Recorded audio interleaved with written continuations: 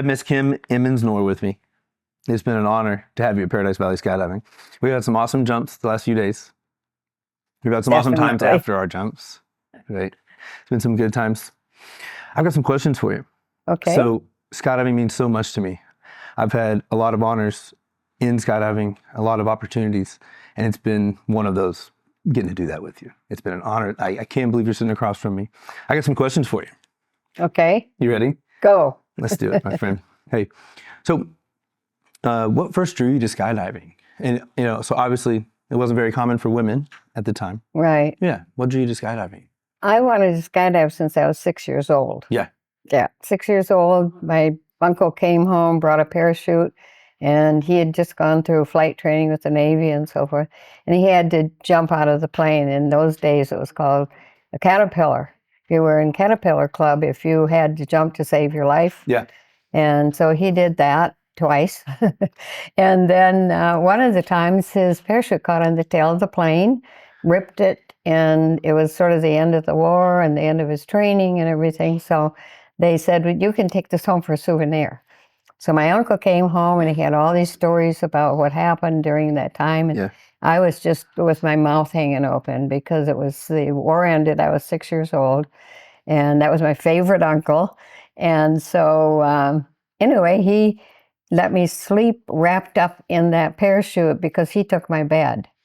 And that was just the best of life. And that set it off for you. That set it off. So even from the that war point stories, the war stories of it catching around the tail. Yeah, and it really I didn't care about, I mean, I have to join the military now, so I can jump out of airplanes and maybe have that situation that he had. Not really a good idea, but on the other hand, so anyway, I put it on the back burner, until I get older. Got to be probably 18 before you can go in the military and so forth. Meanwhile, I went to college and did all that, and finally quit college because I didn't know. I kept changing my majors. I went to Chicago, and I heard these guys in a drugstore talking about, well, I don't know, we only have 2 parachutes, and we have to find a pilot. And yeah, we have a pilot. We got the plane, everything, Well, you're going to go this Saturday, and we'll go out and see if we can make some jumps. And I'm listening and listening, and I said, yeah, that's a good idea. So I went over when the guys left, the guy that was working in the store, and said, is this for anybody, or is it military? Because they were all on reserves now. And so they said, yeah, anybody can come out. We want to start a little club. Really? So I got out there, and he said, I'm the only one that knows how to pack chutes, so I'll teach you how to pack. And that was the beginning of it. And after I was packing, and they were rounds at that time, which is some of these looking things, and we had to modify them so that you could actually use them to steer and to get some. And as a woman, they didn't treat you any differently. No. I mean, skydiving was skydiving then. People were people in those days, It really didn't matter. Yeah. And so anyway, they were fine. But I'm sure, when I think back on it, I'm sure that being guys in the military and everything, they probably said, well, we'll teach her how to jump, and she knows how to sew, so she can modify these chutes for us and everything, which is exactly what happened. A win-win. Until I said, I came out here to jump. So we really would like to jump. And so they said, well, we'll give you a jump, And I said, when? And I said, if we don't have a jump by January 1st, I'm out of here. I'm not going to keep coming out doing it. This is in Chicago in January. Right after a snowstorm. January 13th was the first day it was clear enough to go jump. And I did. I went up and made my first jump. What was your first jump? So we, now we have IED, static line, AFF. That's the way we learn now. We do tandems, right? What did you do? What was your first skydive? I just got out on the strut and wheel of a Cessna 172, 172, I think it was. Sure. And hung on, and they said, well, they were all military, so they said, we don't have a static line. We've done static lines, We don't. And they really hadn't, they had started setting up the rules, but there wasn't any around to enforce any rules, gotcha. you know. Sure. So anyway, the Parachute Club of America was the beginning of the rules, and there was nobody around. So anyway, he said, you don't really need a static landing. He said, you get out there, and when you're ready to leave, then you can, I want you to go out and make a free fall and arch and do all that stuff. And he said, I'll reach over and pull, so it'll kind of be like a pull-off. Yeah. And so I said, okay, I'll do that. So we did. And of course, by the time I got out there and got organized, and he's saying, you ready? Yep, you're ready.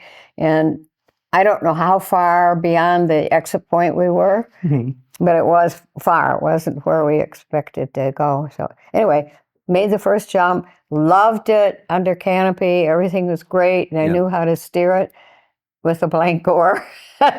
And blank gore doesn't mean much to anybody, but the fact is we had a round canopy with one hole shooting air out, and that was not much steerability. And so I went into land. I thought, oh my gosh, you know, they're over there, and there's these power lines across the road. So I got over the power lines and thought, thank goodness, you know, at least I could lift my feet and get over the power lines. Yeah. But my chute took down all those power lines. On the first jump? On the first jump. And it didn't scare you away? No, because I didn't realize the chute took down the power lines. Everybody's running over there. Get away from what? You know, with the sparks behind you, you know. So that was the first. So I said, let's go pack up and go again before the power company gets out here and figures out what happened here. Yep. So we did. Packed up, boom, boom, boom, made another jump and left. Yeah. Hey, is it a true story that you had your parents forge you forged their signature for your first skydive? Yeah. Statute of limitations is up. I think you can tell it. I was good at that. Yeah. Yeah, I could do both. My dad's was harder than my mom's, but yeah, I did that now and then. Yeah. When you just made it happen in the moment? Well, yeah, when you want to get something done and don't have time to. Yeah. They said this weekend, and sky's right. I love it. That's a skydiver move. I like it. Who were some of your early role models and influences? Probably they were called STRAC at the time, the Strategic Air Command. Okay. And they were the guys down at Fort Bragg. Yeah. And they had what they call the STRAC Shack. It was on a street where they had the 82nd Airborne and the Corps Club, 18th Corps Club, and STRAC were all three things there. And we used to go down there a lot. Who was taking you down there? Pardon? Who was taking you down there? Oh, the guy in the drugstore. The guy in the drugstore. Okay, so the same group. His name is Jim Stoyas. Okay. Yeah. And Jim Stoyas was my idol at that time because he's the one that actually got me in there. Plus he was a pilot. Right. And when you see in my logbook, I jumped out of a little Piper Cub and stuff. He was flying and I'd jump out, you know, so that's how we did those. Yeah. But we'd about, maybe once a month, we would drive down. He'd close the drugstore at midnight or whatever time it was, and get in the car and drive down to Fort Bragg. Yeah. And we'd be there when the STRAC guys came in the morning to their clubhouse and find out what they were doing, because they were the leaders. Yeah. They didn't have the money appropriated yet to be the U.S. Army parachute team. Okay. And in my logbook, I have one of the signatures of finally, you know, the U.S. Army parachute team. That's amazing. And it was Joe Stillwell liked sport jumping. Mm-hmm. He had a B license, and he signed my logbook.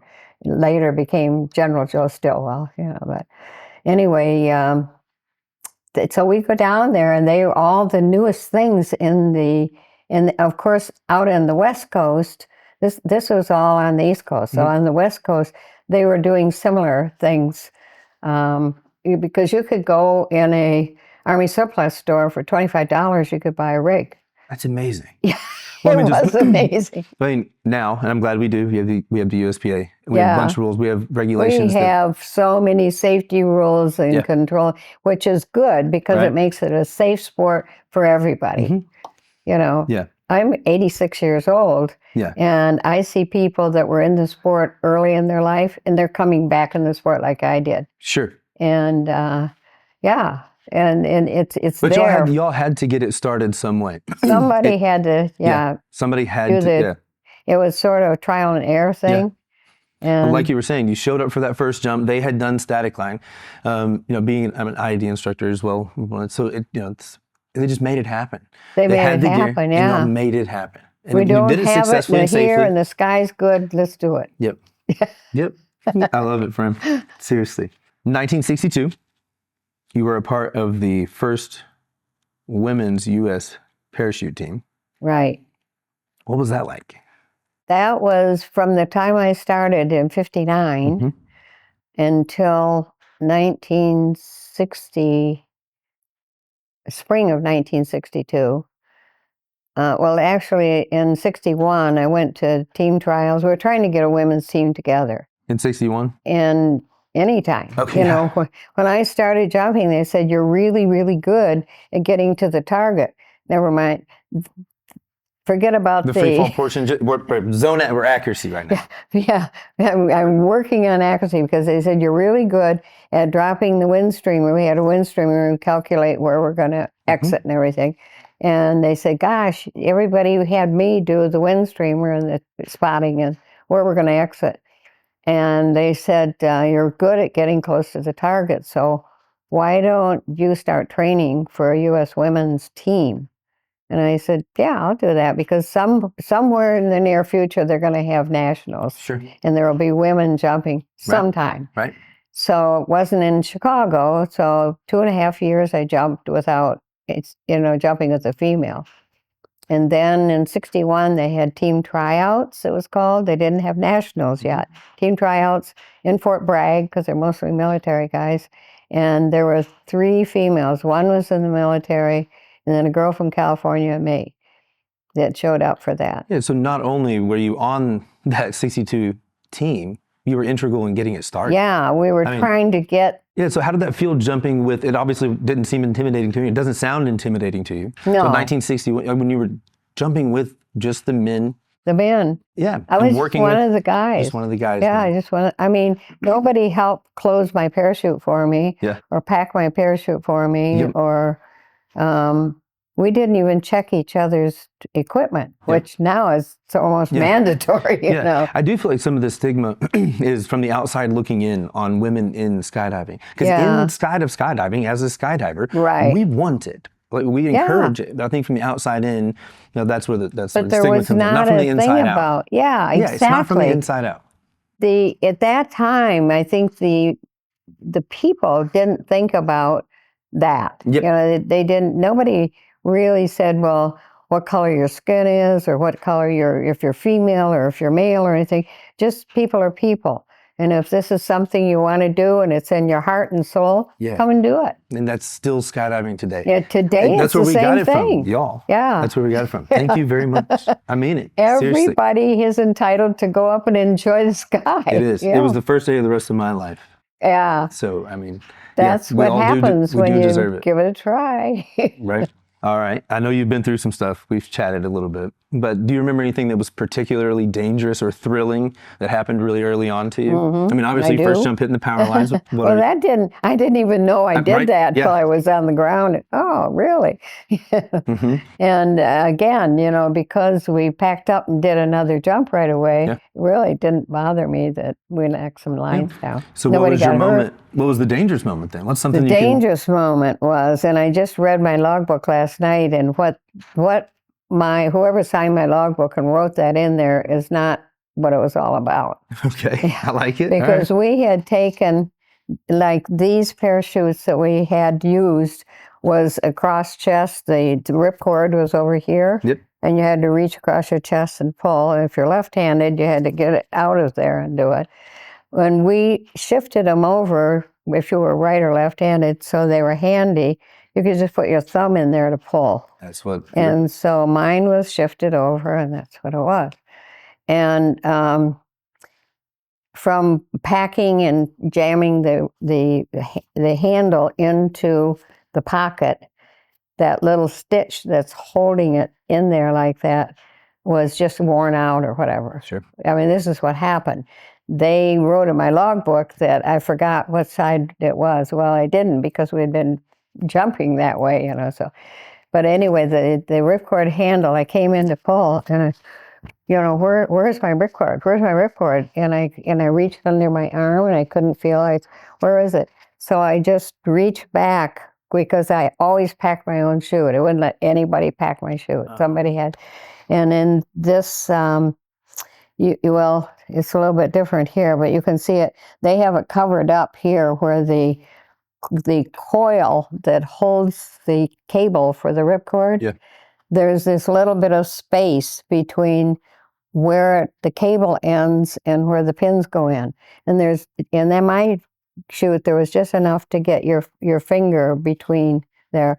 So I reached back and stuck my finger, boom, pulled all the pins out, and it was open. It was fine. And when I got down, they said, "Why did you hesitate?" I said, "I couldn't find my ripcord." Yeah. And that's why they wrote that in there. But it really wasn't. The ripcord, we found out later, had gone up on my back, and it was flapping around on my back. Mm-hmm. So where the cable, it came out of there, and it was over my shoulder. It wasn't under my arm. Yeah. Was that even like an EP? Was that even like an emergency procedure, like to reach behind you? Was that something that you were taught? No, I never, no. So during free fall? I should have opened the reserve. Okay. Probably. Right. Like that. Right. But I had a reserve ride before. My sixth jump, I had a reserve ride. Yeah. And nobody told me to put my arms through, and so the lines were behind my shoulder. And so this is a belly wart, it's on your stomach. So I came landing down like that, and it was during it had been snowed and thawed, and it was ice. Yeah. And I landed on ice, and we were going to go skiing that night, night skiing, you know, which we did. But I shattered my pelvis, and I didn't know it at the time, but yeah. So I didn't want to do another one of those, and nobody still told me that, well, you should have put your arms through I found out that years later. Should have done that. So what altitude were you pulling at? So that we normally pulled at about 2,000. Yeah, so that initial reach that you're talking about was around 2,000. I probably went in at 2,000, 2,200 maybe, when you're getting close there. Yeah. What time do you think you got to those pins? I would say probably about 1,500, 1,400, something like that. I didn't fool around once. I couldn't find it. You know, I'm thinking, do I want to open the reserve? No. You know, It didn't take. And of course, at that time, I was in my 20s. I was probably 22 years old, and you think a little bit faster. You know? Yeah. That's amazing. Yeah. That's amazing. That's a high speed. And I nobody said anything. I just packed the chute, and I said, I know where those pins are. Pew! And I just pulled them out. That's what staying calm can do for you. Yeah. And save your life. Take your time. Stay calm. Stay calm. Go back to your training. Yeah, nothing is hysterical, or just think. Use your brain to get out of the situation. You took a long break from skydiving. What was it that brought you back after the 37 years? When we took the break for skydiving, what happened is the day after my first child was born, I was still in the hospital. My husband went up and did test jumping for Pioneer Parachute. Mm-hmm. And he had a really, really, really bad accident. It took 3 years, 11 surgeries and everything. And he said, now we're not going to jump anymore. I understand, yeah. Okay, and then totally unexpectedly, he died when we were 58. And so I moved out to Colorado, where my oldest daughter was established.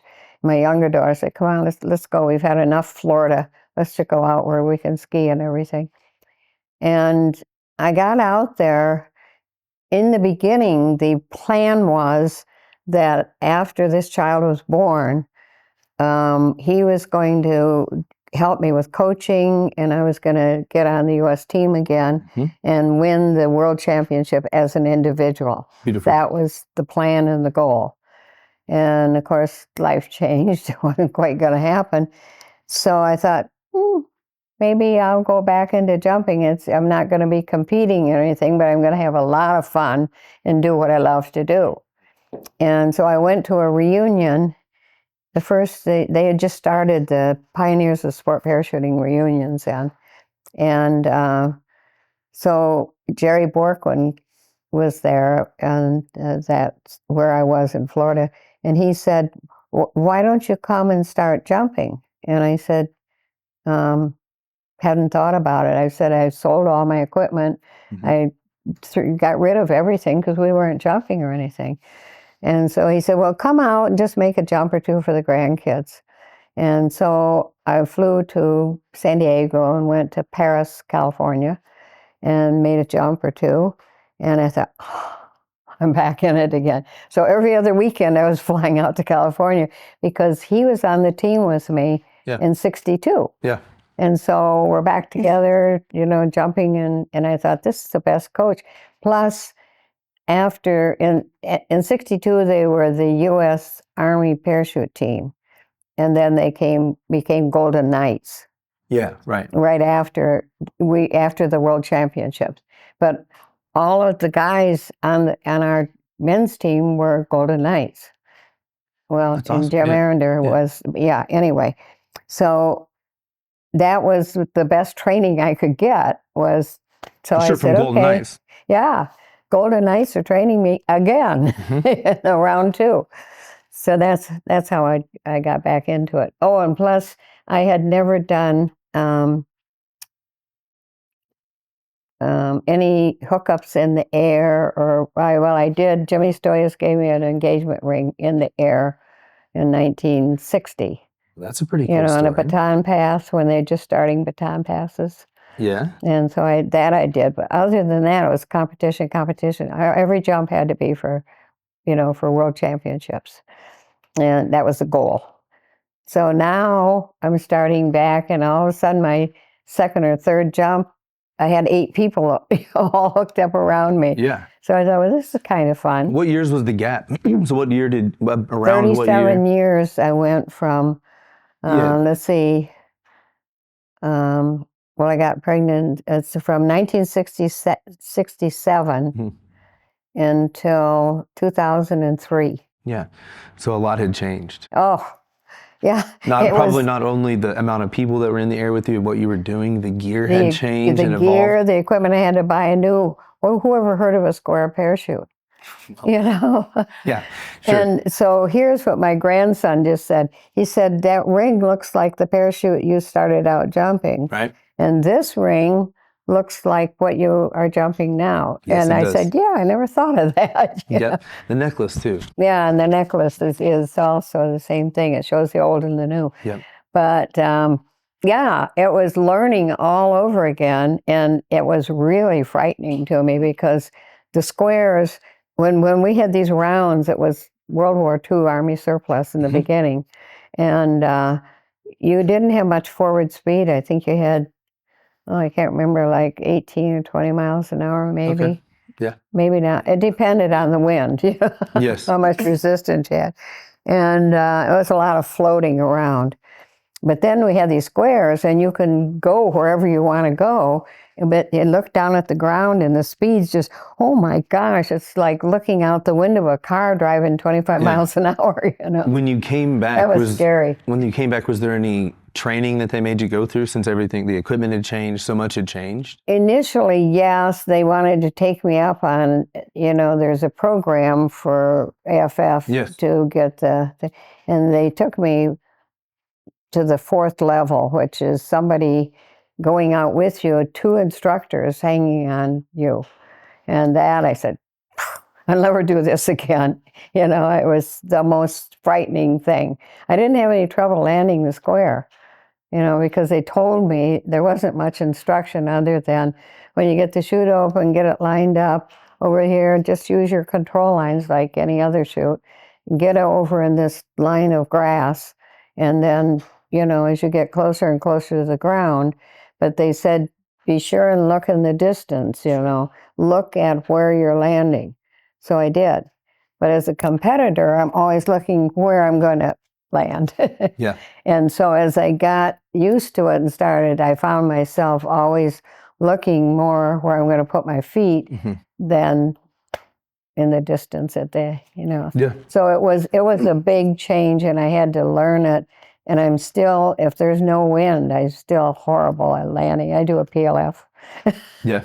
How did your husband's injury and passing shape your life and your return to skydiving?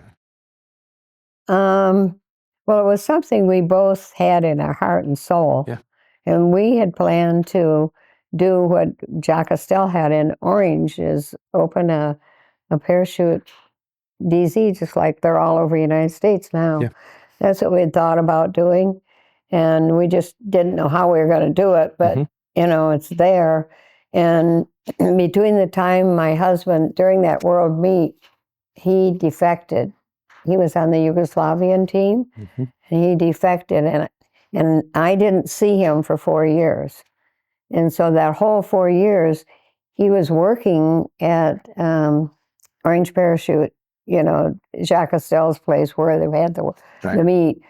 Or he was also working for Pioneer Parachute Company in Connecticut. So he was around parachuting all the time. Yeah. And I was too, but in a different light. I decided not to compete anymore. I opened a contact lens company and did some other things. And then I was a parachute bum in Europe for a year, trying to decide what I'm going to do. And when we finally got married, our desire was still to stay in parachuting. Yeah. But with that accident, the whole life changed.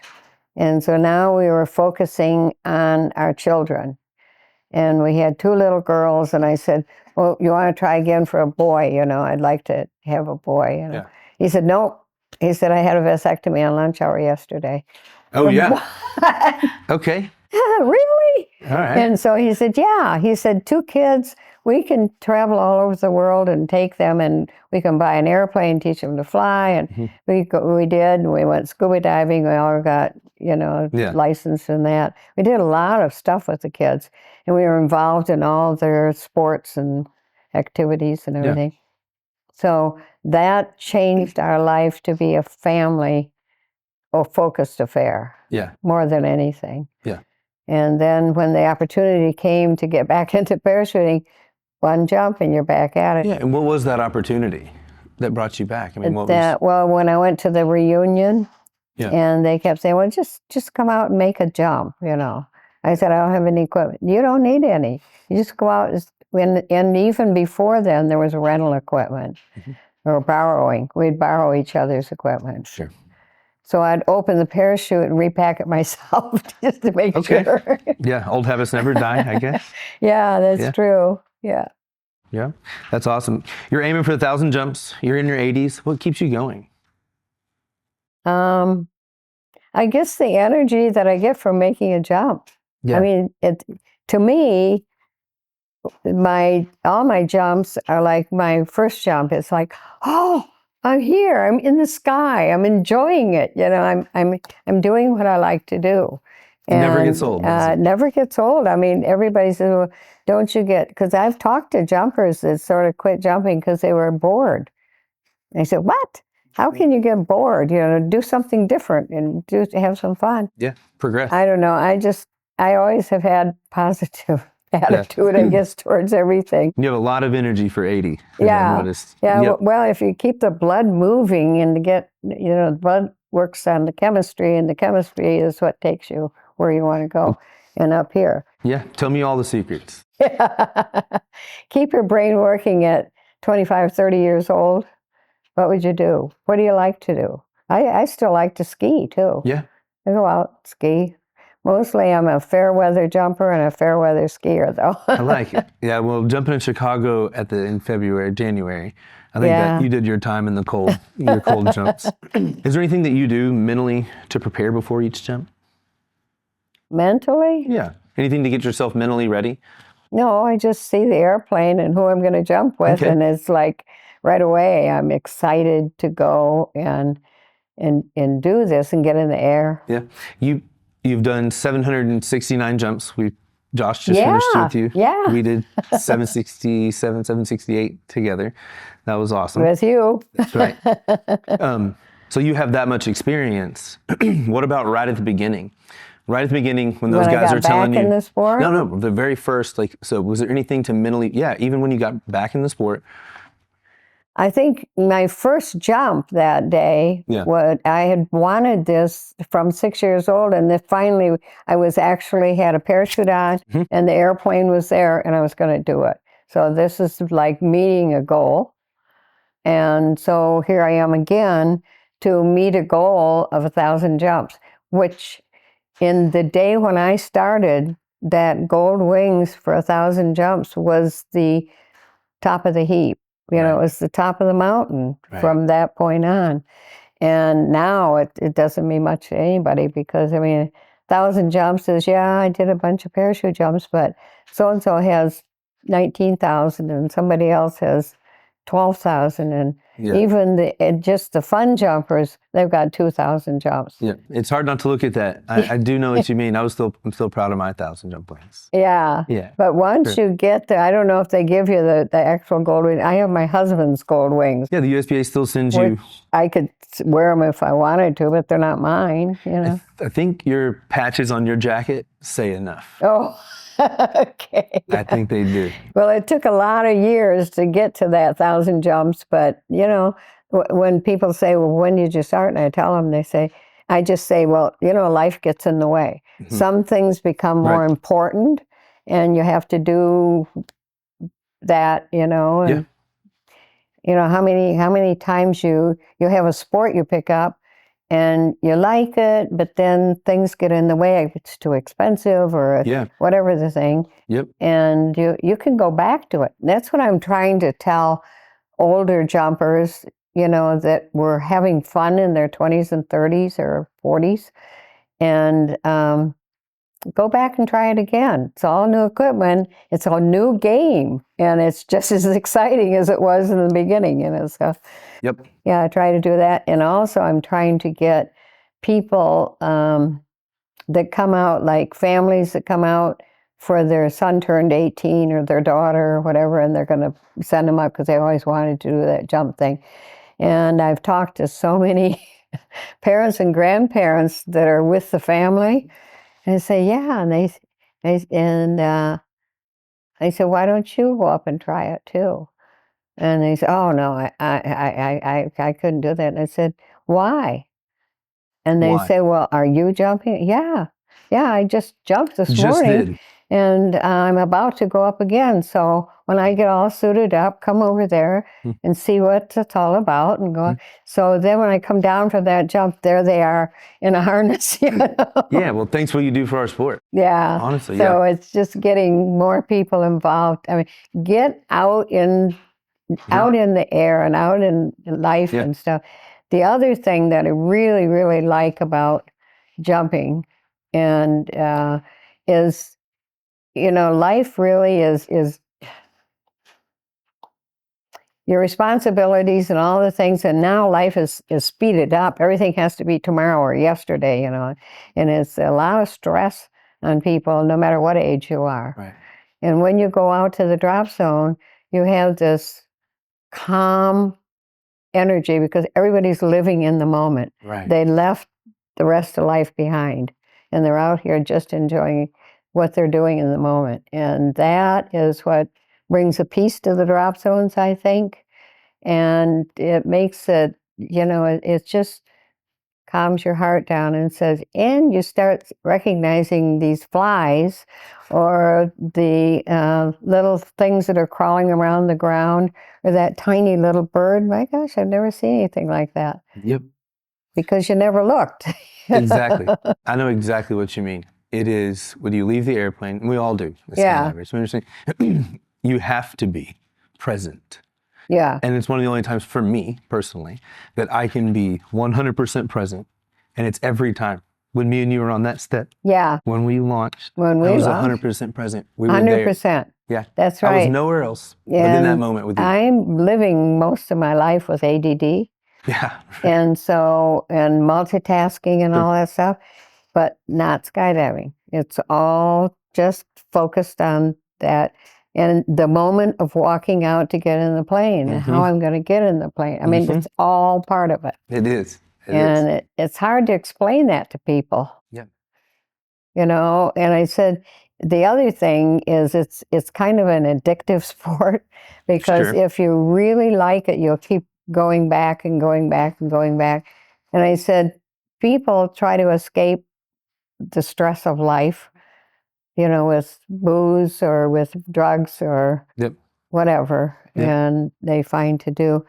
And this is an easier way, and it's addictive. So why don't you trade all that in for this? I've said it's the only drug that you can do every day and feel better the next morning when you wake up. Yeah. Yeah. Well, and most people say, well, I jump every weekend because it lasts me the whole week till next weekend. Man, yeah.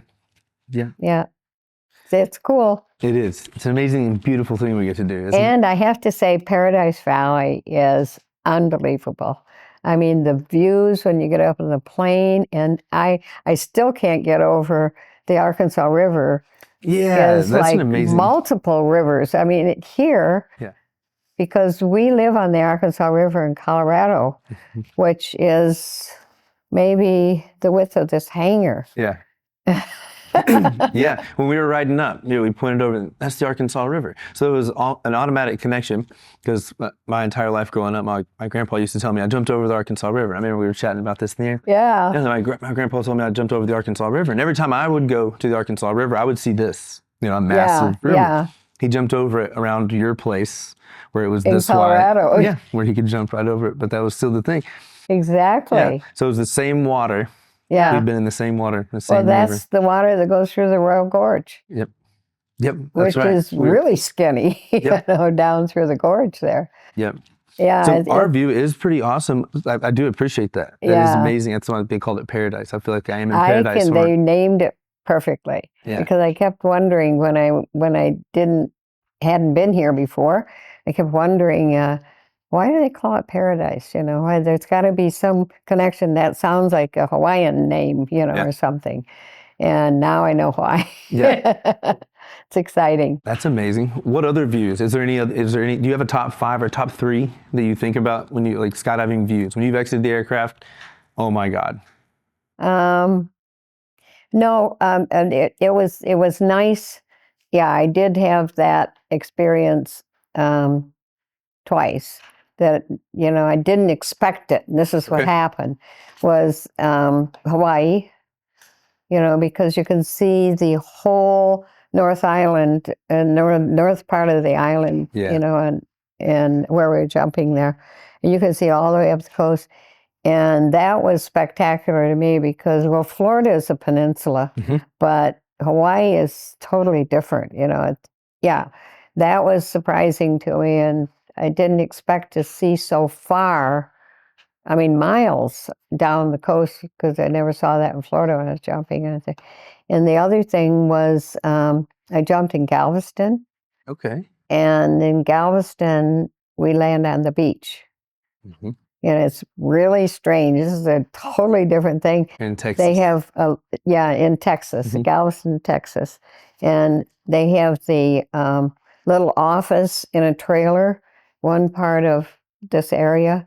Then you do your paperwork and all that, get in the car with him.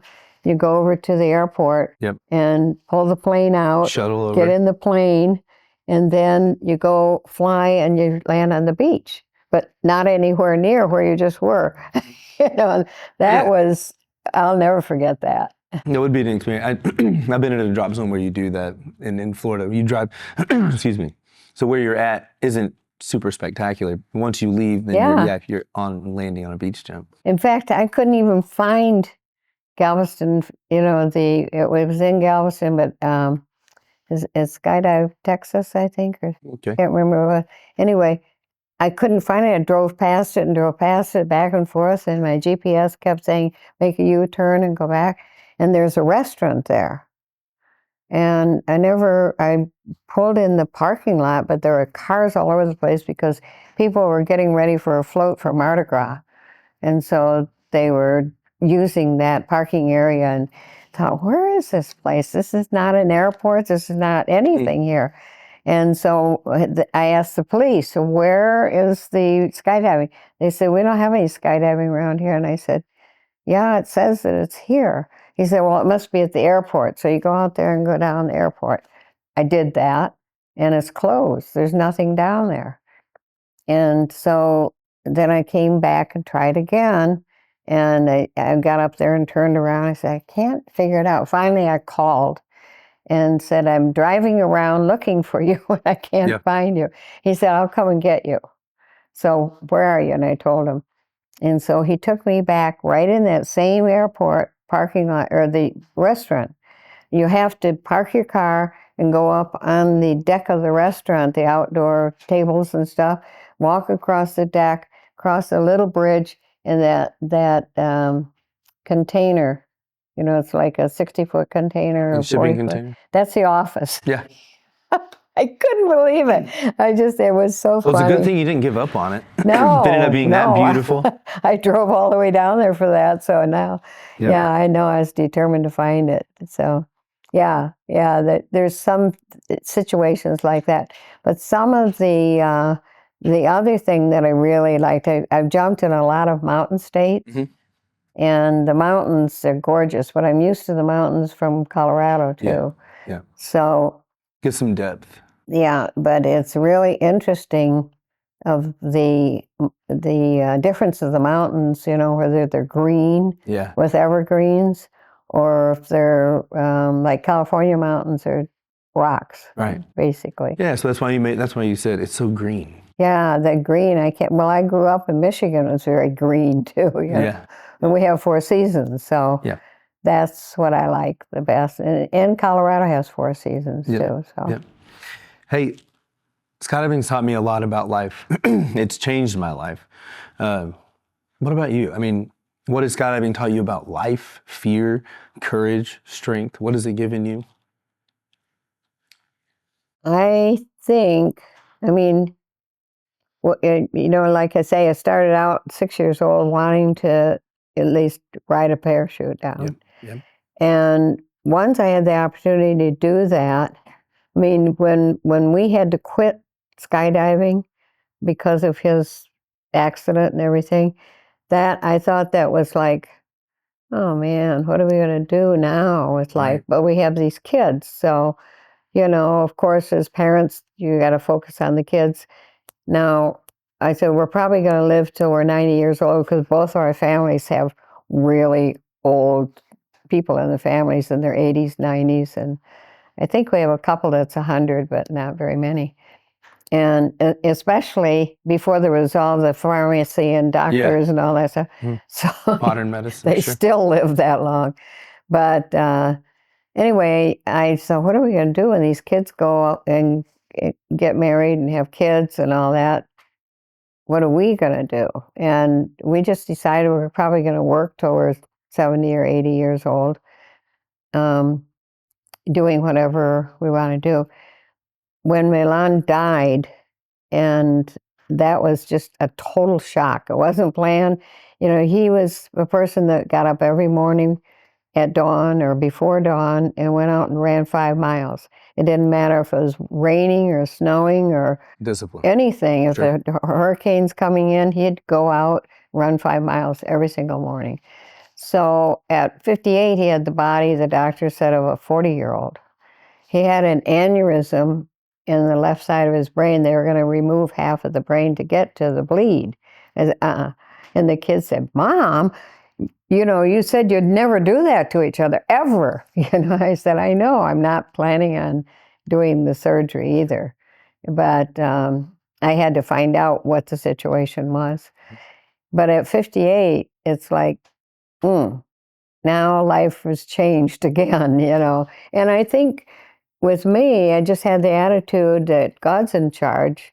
He's got a plan for my life, and I just have to follow the plan. And if that's the way it's going to be, okay. There's a reason that's happening. And I think the reason is I look back, like I was engaged 3 times too. And every time it didn't work out, I look back and I could see why it was wrong, And that same thing happened when Milan died. I think I look back and I thought he was ready to stay in Florida for another 10 years. And we wouldn't have had the grandchildren all together. They're like brothers and sisters instead of cousins. Yeah. And, what we've done with the family is consolidate all together and keep, I think one thing that bothers me a lot nowadays is families are all over the place and they're bickering and fighting and all that stuff when we try to knit things closer together. Yeah. So whatever the reason was, it's working out quite nice, you know. Yeah. And just take a positive attitude. Well, I guess this is where I'm supposed to be and what I'm supposed to do. You think you got any of that finding peace in it from skydiving? Yeah, I think Yeah. so, because that's my heart's desire. Mhm. I mean, from the beginning, we were going to do something and get a drop zone and all that kind of thing. So that's what we really wanted to, and what we had planned. But it was held because we had to raise the kids and give them some opportunities in life to choose what they wanted. And, you know, the skydiving part of it that I'm doing now is sort of finishing up what we started. And that's how I look at 1,000 jumps. You know, I started out to do 1,000 jumps, and that's what I'm doing. That's right. You're going to do it. Yeah. I'm so happy to be a part. Thanks for letting us at Paradise Valley be a part of it. Yes, Honestly. Had a well, blast jumping I with them, have been serious. thrilled to be here. I had no idea about this drop zone. Yeah, we met in Daytona. Yeah. At PIA. That's right. That was super cool. That was really cool, was because neat, when you neat. go through all the drop zones listed in the Parachutist magazine, you don't have any idea that. It's hard to put a face. Yeah. Well, now with that, but you don't know if they're just a little struggling drop zone or if they're a big drop zone that's well organized and that has like here, you have this skydiving family that's, you know, all helping each other. But that's the way most of the smaller drop zones are. There's only 2 or 3 drop zones, well, 3 or 4 drop zones in the country that I call corporate America. Yes, I mean, I understand. They're, you know, they have, these are the fun jumpers, these are the tandem jumpers. And, very clicky. Yeah, they're very clicky. Sure. These are the highly experienced jumpers that go do big waves and all that. They're all sort of in groups. And here, no matter what your interests are, I mean, you might like to go do crew. And you take off and you can go do crew and come back and share it with everybody. But you all have the individual desires, but you're all appreciative. And I think the big thing's respectful. Yeah. Okay. Of each other and where this sport plays in your life. Yeah. I appreciate that. Yeah. I've noticed that. I mean, here, it's obviously my home drop zone. Yeah. It has a special place for me. I was so glad we met in Florida, because that was, you know, it opened a new door. Yeah. And we had so much fun together down there. Yep. And here. Yeah. And here. Yeah. Oh my gosh, to come out here. And well, so to any advice, but do you have any advice to young women thinking about pursuing skydiving, or anybody in this sport?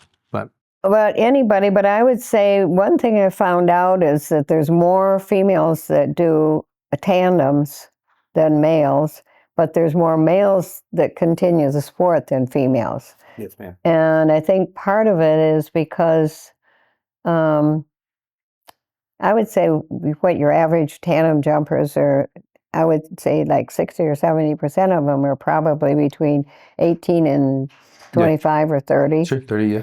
And right at that time is when you have a family, when you've got kids to worry about, you've got to drive them back and forth to school, you got to do meals, you know, that whole housekeeping thing. And I think that's what draws the females away. But I would really, really like to encourage females that enjoyed to come back into the sport. Yeah. And especially when their kids are, you know, before they get grandkids. Yeah. You know, because then you're going to want to take care of the grandkids. That's what I did. And I came back into the sport at, I think I was 63. And I was still taking care of the grandkids. But it wasn't too much longer that I could, you know, by the time I was 70, they were all at college or doing, they had their own cars or whatever. But I would encourage females to get back into the sport if you enjoyed it in the beginning. Yeah. So you think part of it is circumstance, and then is there anything that we could do, you know, so personally as a tandem instructor, I mean, is there anything we could do to get them to come back to do AFF with me? Is there anything the USPA or, you know, we could do personally? I mean, with the females, I don't think, you could encourage them to come back and try to get like an A or a B license, but you're probably going to lose them to raising a family, or I don't think careers are a big issue. It seems like, because, if they're just working on a career, they're sort of running weekends, they're free anyway. Yeah. But it's a family that does it. But with the guys, I would just say that if you really, really like it, get into it. Now there's so many phases of skydiving. I mean, they're like, you can do almost anything. They have ballet in the sky. Yep. Absolutely. And so Yeah. with guys, pick out if you want to do crew with the stacking of canopies, and so forth. That's great. It's and do it safety wise. Yeah. In the beginning, when they were experimenting with that, there was not some good news, but yeah. now everybody says, "Oh, that's too scary. That's too risky." And I said, again, the whole sport Yes. is risky if you want to look at it like that. Yeah. But we've made all these safety steps to do whatever you want to do in any phase of the sport. Yep. Last year, we had 44,500 registered jumpers making hundreds of thousands of jumps. We had 4 fatalities. Now, tell me any cars on the road that you can get those kind of numbers. Yeah. So some of the best stuff we could do at the US so when somebody comes and jumps with us the first time, I think the best thing from what I'm hearing, we can just let them know that the opportunity's there. Yeah. One of the opportunities, give them hey, here's your first jump course material. Yeah. I think we try to do that very well. Like, each tandem that leaves, we try to give them the first. I think so too. And the other thing I think is to offer a second tandem at a discount. Okay. I mean, a decent discount. So they say, oh, I can do it again? Come back. Because I always ask them, would you do it again? Yeah. And again, and again, and again. Yeah. So there you've got someone that that would like to pursue it. And if you give them a good sized break on the second jump, first jump is, I've never done anything like this before. Second jump, they're really enjoying it. I mean, you know how it is when you started jumping. The second and the third is, wow, this is really cool. And the big thing is let them steer the canopy and let them, reach back and pull it. Do you still have 2, one on each side? Yes. Yeah. Yep. So they could open the canopy and stuff, and then say, well, these jumps are already applied towards your AFF. Yes, they are. They can be Category A tandems. Yeah. And make sure they know that. I really like Okay, so going in knowing that there's the capability to right out of the gate, giving somebody the opportunity to do a Cat A tandem. Hey, this will go towards your 25 jumps as your progression to being a skydiver. And if when they're under canopy and they're on, they're calm and they say, wow, this is really cool, then give them those opportunities. If you have to pull a little higher or whatever, just give them plenty of time to experience being part of the jump. I like it. I think that's really, really important. Because the people that just ride and nobody's talking to them or anything, I made a jump. I've talked to some of them. And how did it go? Did you have a good conversation with your TI while you're up there? Yeah. No, we didn't talk very much. And I said, did he show you the way around or let you steer anything?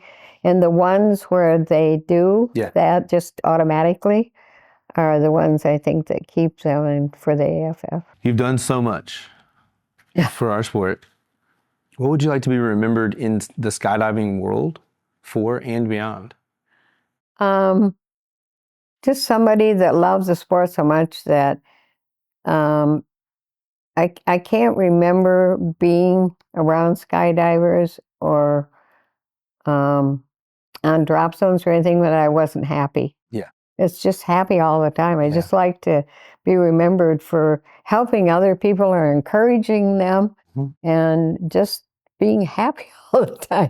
I can tell you that is exactly the trail you're leaving right now. Yeah. I know, I like to help them and encourage them, and especially the older jumpers that love the sport, come back in it, you know. Now we have, I didn't bring my jacket in, but we have the Skydivers over 40, which is a lot of them now are starting at 40. Yeah, right. Which is I've good had, yeah, I've had a because bunch of students in that age yeah, range. yeah. So they're starting at 40, and it's good because it has become more expensive than it was when I started. Mhm. You know, and the thing is now they've they're secure in their job and the living quarters and all that kind of stuff, so they can afford it. But skydivers over 40, and they should join that Yes. because then you keep track of all these things that are open to you. Yeah, and you keep track of it So, via Facebook. yeah, during Facebook, and I have 2 or 3 Facebook accounts. Yeah, And you do. one is Pioneers of Sport Parachuting. One's Kim's Journey to 1,000 Jumps Mhm. and Rush for the Gold. Yes. And then it's my Kim Emmons-Nor account. So I have 3 of them. And that way I'm getting feedback from a lot of different things. And I'm also in, what's it called? Sisters for Skydiving. Yep, Sisters in And Skydiving. Yeah. in another one that Bob Lewis just opened recently, and I think I'm on that one too. Yeah, because some people say sometimes it's hard to find information, but you're saying it's out there, and we It's try to do the out same. there. It is. We try to do the same thing. We put things on Facebook, put in other avenues for sure. Well, but and yeah, the other thing I really like about Paradise Valley and some of the other drop zones I've jumped in is they have their own for jumpers for the people in this club. Yes, ma'am. So if somebody says, "Well, how do I get in the club, or how do I know what these people are doing and everything?"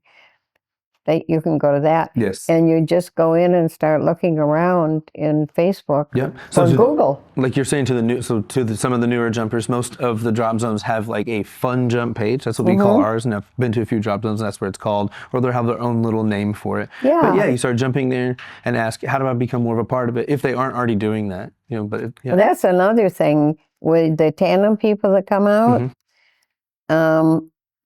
And I notice that you do a lot of that here too, is when they bring their families or their friends or whatever, some of them are going to make tandems together, or whatever. They sort of isolate themselves over because they don't know these are all jumpers that are doing things. Yeah. Go over there and sit down and talk to them. Yep. Go over there and say, what brings you out here today? Who's jumping? And is it a birthday or something special? And they really love that because now they start integrating into part of the group. And I think that encourages them a lot too. Just making them feel comfortable with the atmosphere on the drop zone. Not like that you have to stay over here. There's parts of times when they have to stay over when we go into the airtime. True. But other than that, it should be bring it all in. Especially the people that aren't jumping, that are just hanging out at the drop zone, waiting for whatever, or their friends are not going to jump today, or I've made 2 jumps. Yeah. And they stay on at the drop zone. So that's what I like about the smaller drop zones. And the large, I call it corporate America drop zones, they make their jump and leave. Yeah, I know we encourage them to hang out. I know we have some awesome folks that do here. Yeah, that's really important, I think. Yeah, so. to hang out the rest of the day, see the rest of the jumping, be a part of the festivities. Yeah, that's really, really important, yeah. Well, we'll finish with a couple quick ones. Okay. So what's one thing people get completely wrong about skydiving? That it's dangerous. I mean, they're not wrong that it's dangerous. Driving a car is dangerous. How dangerous it is compared the misconception. To most of the things you do in life. Most any skydiver will tell you, I've had more injuries stumbling over something or falling off a ladder or something than I have skydiving, because we focus on the safety part of skydiving. But the common knowledge is it's a crazy sport. Oh, no, I'd never do that. No, I'd never do that. And I hear this same thing all the time. I'm so scared of heights, and I'm scared of, I can't do that. And I said, I am too, but I have 2 parachutes. And a little computer back there. Yeah. And I have a little automatic opener that says, if you are really freaking out, I'll open for you. Yeah, so the misconception is that skydiving is dangerous. They don't know that we have 2 parachutes. That it's so we have to have 2 parachutes. There's there's an the AED back safety there. things are, and they again, living in the moment. You're focused on: is this turned on? Is that in there? My pin's okay. Everything, double check, triple check. Yep. And you have friends do it too. That's right. And yeah, I mean the USPA sets things in order where your instructor immediately starts telling you you get a minimum of this many gear checks before you get on the plane before you leave the airplane. That's right. So we try to Yep. And you're not allowed to do jumps that you shouldn't be doing. Yeah, there should be folks at your drop zone that should tell you no sometimes. Mm-hmm. And if they don't, I always tell, if you have I don't know, I don't know if I can afford this or do whatever. The reason is, don't do it. Mm-hmm. Tomorrow's another day. Yep. You can do it tomorrow. It's exactly right. Yeah, there's no worse feeling of being up there and wanting to be on the ground. I've been there a couple times. That's true. You didn't think, oh man, I shouldn't have done this. Yep. But your heart told you that down here. And you're right. Listen. That's right. If you could skydive anywhere in the world, where would it be?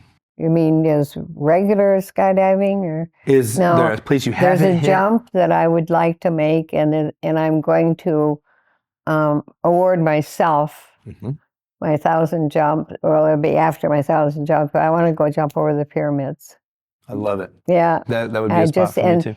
It was never an opportunity before, but now they have groups that go over there all the time and jump over the pyramids. And they're doing tandems and everything. Yeah, so. I know Mike Watkins does courses over it. I've seen some of his AFF courses Really? he holds over it. Yeah, I believe it's Skydive Pharaohs that he holds some courses out there. Yeah, that would be... That's what I want to do. And then I'll go back to Israel too. While I'm over there, I'd probably just go spend a couple months in Israel. And is there any piece of... over the time that you've spent in skydiving, do you have a favorite piece of gear? Whether it be a jumpsuit, a rig? Yeah, this necklace. I like it. Is, a lot of stuff I could do without, but I really, really, really like this. Right. This was made by a goldsmith in Fort Bragg. And one of the Golden Knights and his wife gave me this thank you for a reunion that I put together, you know. So, yeah, this is very special to me. And my logbooks. For sure. But anything else, I mean, it's things. They're just things. Yeah. I like it. I like it. Miss Kim Emmons-Nor, your D license is 221.